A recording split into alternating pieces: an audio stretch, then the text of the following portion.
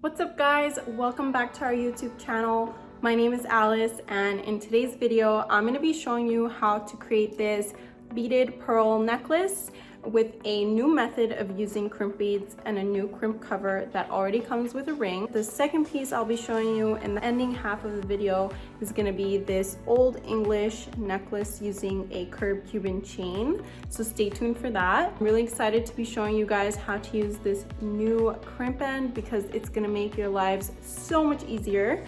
And just want to mention that you can shop all these products at this link below, www.athenianfashions.com. So let's get right into how to create these gorgeous pieces. For this first piece, you'll need your pearls, your spacer beads, beading wire, your crimps and crimp covers, a clasp, your jump rings, a head pin and a bead, extension chain, and your cutter and set of pliers. First, you want to start off by stringing your beads and pearls by alternating one another. I like to keep the wire on the spool and then do the ending, but you don't have to. It's just a personal preference. You can start off with the ending first, but in this case I will be stringing it with the wire on the spool.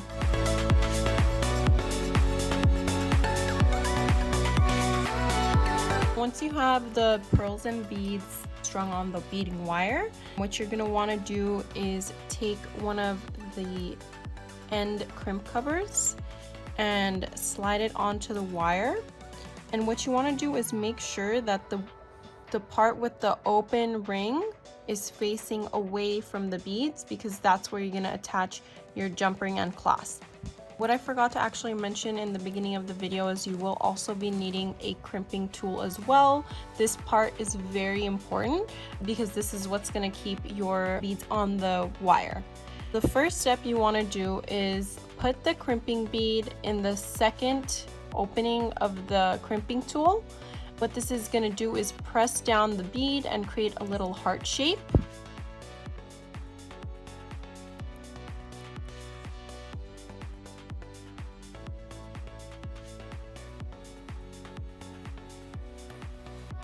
Just like that. And then you want to turn the crimping bead and place it in the first section of the crimping tool, perpendicular to it. So just like that, because you're going to press down and it's going to fold over on top of one another and create this folded crimping look. And then you want to make sure it's fully crimped down all the way to ensure that none of the beads will fall off. And what you want to do is actually go ahead and repeat that same step with another crimping bead, because the crimp beads, the double security that you have, which ensures that the beading wire will not come apart and the beads won't fall off.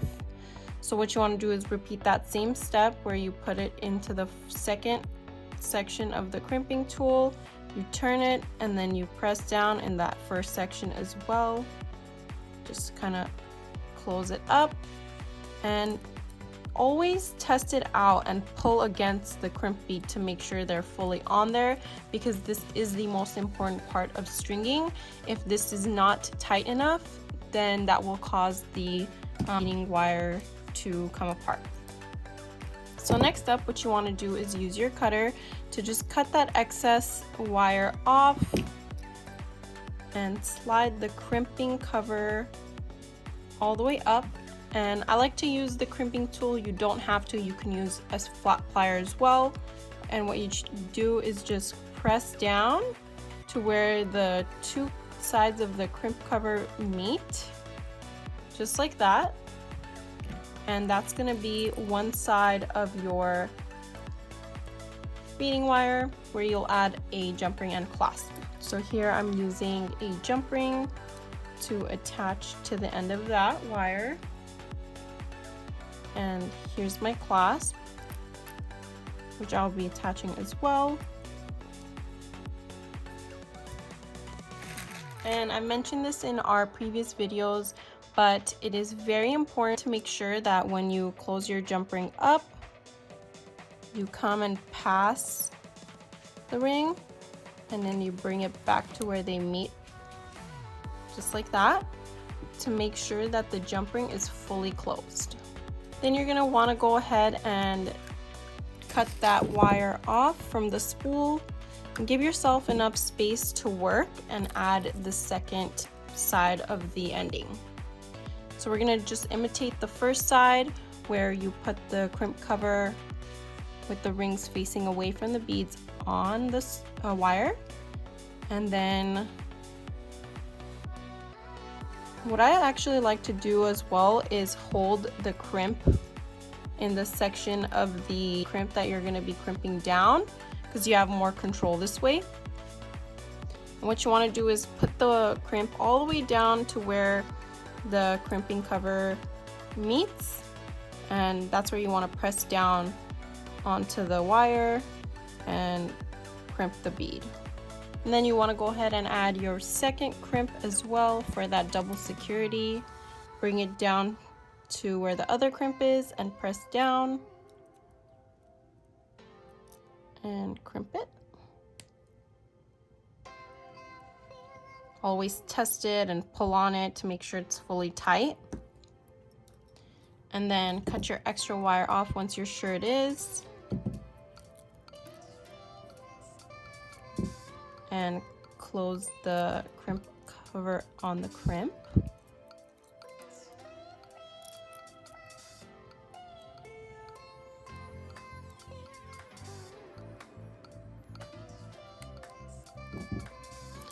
An important note to take in also is make sure to always have full fluidity within the wire. You don't want any tension or tightness within the wire, because if there is tension, that could also cause the wire to snap from the pressure.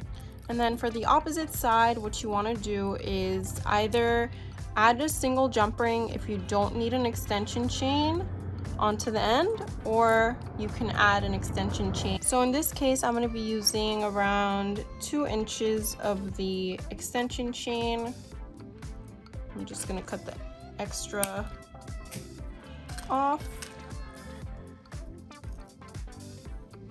And I'm going to go ahead and attach the extension chain with my jump ring. So you always want to open the jump ring to the side like that, never apart from one another.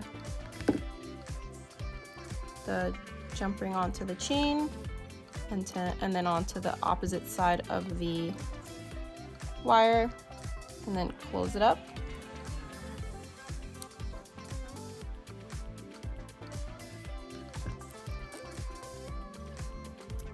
So for the end of the chain, I'm gonna go ahead and add this little ball by using a head pin, just because I think it's all in the details, and every little detail matters to make the whole aesthetic look nice. So then you just slide the ball onto the head pin and you bend the wire at a 90-degree angle, just like that. And you want to cut the excess wire off and just give yourself enough room to create a little ring at the opposite side of the head pin. So just about that. You should always be cutting a little bit more than you need, because it's always better to have more and cut extra off than to have it be too short. I also forgot to mention in the beginning of the video, you will also be needing round nose pliers as well for this ending, just so you can use the plier to bend and create a loop, just like that. So you'll actually be able to connect it to the end of the extension chain. And then I like to use the plier with teeth at this point, so you have more control and you can actually just bend down the eye pin and close it up.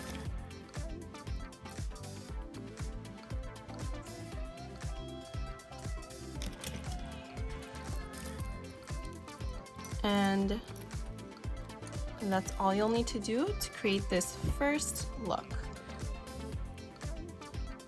For this second look, you'll need chain, your Old English letter charms, jump rings, a clasp. I'm using this oval chain as an extender, your cutter, and set of pliers. So I actually showed how to cut this exact chain in one of our previous YouTube videos. So if you want to check that out, I'll be linking it in the bio below. So let's get right into adding your Old English letter charms onto the chain. Since it's 5 letters, the third letter is going to be going in the exact center of the chain, and I've already have them set out so that they'll be going exactly to the link right up top. It's going to be every 3 links, but you don't have to do it this way. You can separate it to your own desired length as well. So first up, I'm taking my jump ring and attaching it to this middle link right here.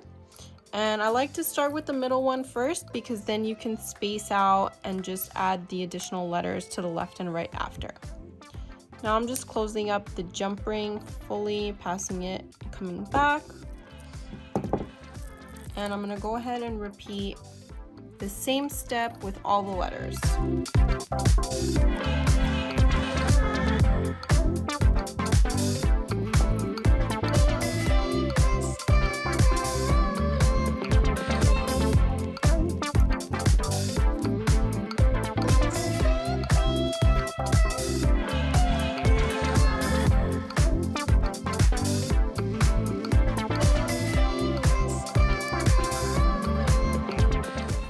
Once you have all the English letters onto the chain, you want to take your jump ring and attach your clasp and extension chain.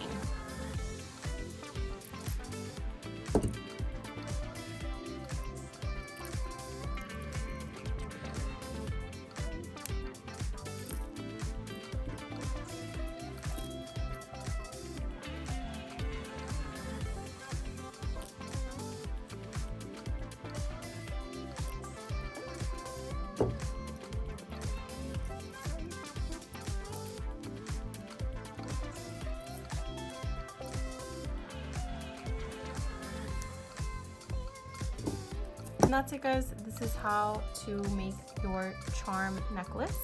That's exactly how to create these 2 pieces that really complement one another. I love wearing it together, but if you want, you can totally wear them solo if you want a different vibe. I am also wearing these double oval link earrings, which I'll be linking down below. I think they pair really well together. And we have a bunch of new rings available in store and online, so I'll be linking all of them for you down below in the description as well. If you guys have any questions or comments, please let us know down below. Give us a thumbs up if you liked what you saw, and we'll see you in our next video. Thanks for watching. Bye.